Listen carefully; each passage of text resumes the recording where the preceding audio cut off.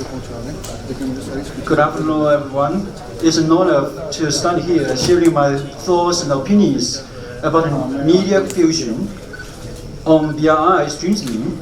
I really want to send my sincere appreciation for inviting me on behalf of Chinese Academy of Social Sciences, CASS, in Beijing. I will talk about how we did in media fusion on BRI strengthening in the past few years and what we're going to face in the future. Madam? Yeah, from 3 points. Of course, as President Xi Jinping said, the core idea is to build a community of shared future for all mankind. In the past 6 years, has seen great progress in media fusion, or we call the media convergence, among BRI countries and regions. Today, I will share 2 examples. One is the Belt and Road Media Cooperation Union, and the other is the Belt and Road News Network, that's BRWN. The Belt and Road Media Cooperation Union was established by China in Intercontinental Communication Center, Wuzhou Chuanguo, in 2016. The union has produced a lot of high-quality video programs these years. For example, U-Silk broadcast in 2017 covered more than 40 countries and regions and had more than 500 million audience. Yeah, that's a great communication effect. Next, I have a platform for news convergence and distribution called the Belt and Road News Network. We could take a look at the website.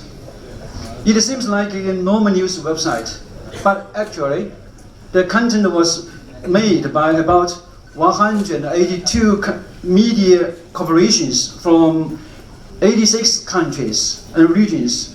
The news materials, including words, pictures, videos, and especially short videos, now is very popular in China and all over the world, are open to all members of the network.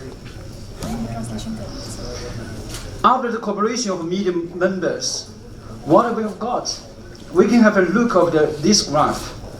According to the big data report on the Belt and Road 2018, people's positive opinion on BRI has nearly doubled during these years, especially after the 19th Communist Party China National Congress. Because we can see the great result of media cooperation, it needs to be profoundly improved in the future. How to do that? First of all, make better use of different cooperation platforms.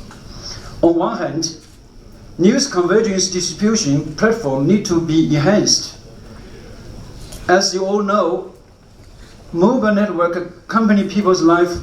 Communication also happened mostly on mobile devices. We call it now we have entered a mobile society or a mobile communication period. We can see BRWN also embedded its apps interface into people's daily apps, sharing news, pictures, videos with it. BRWN is devoted to AI research. Now, the artificial intelligence is also developed very fast in China, and wants to realize algorithm recognition in the near future. AI is not a trend, but a future. It will help provide target distribution and better service for users. On the other hand, in program production, stick to the principle, content as king. Although some people say maybe technology is king, or maybe channel is king, but anyway, I think content is the king or forever. In the area of social media, content plays a more and more important role in media communication.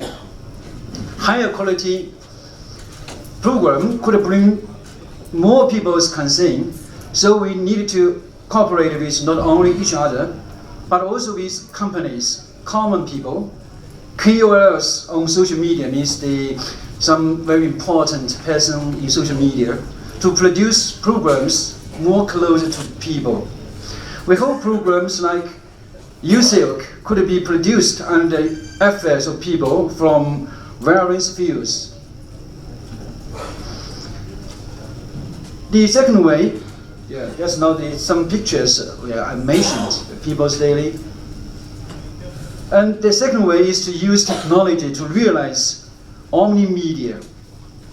To do that, we need to understand how the 5th generation technology, the artificial intelligence, and also 4K, and actually now 8K is coming, will change the concept and order of communication.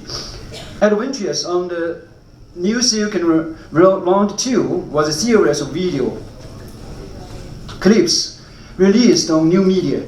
It is the first BRI program shot by 4K technology.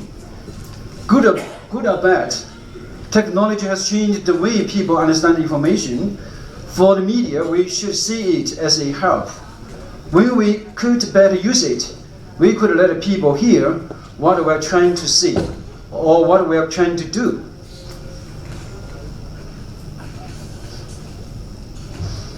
The third way is to use multi-language in storytelling.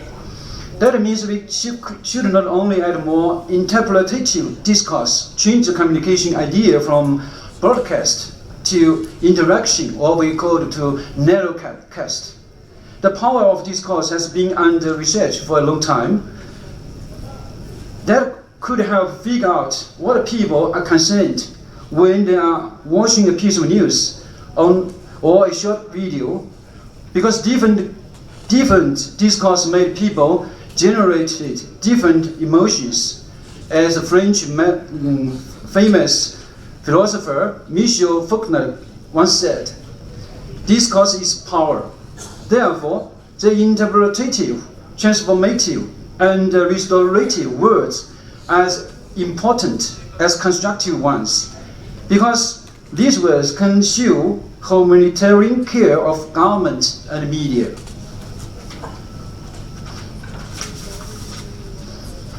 Then we are aware that it's time to change the way of speaking. One successful trial is the Belt and Road bedtime story produced by China Daily, the English version in China to the world. The father in this video, Eric Nielsen, is a journalist from China Daily. He told stories about BRI to his daughter, Liliana, before sleep. The scene and the language in the video are quite different from before, and the people found it interesting and easier to understand. Because time is limited, so I have no time to show all of you the video. As new media give rise to common people, we should respect their rights in communication. So the narrative language is very important in reporting.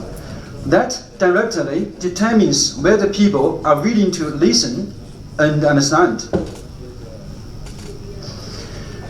Although we have made great progress in media fusion to strengthen BRI, we need to know there are so many challenges we are going to face in the near future.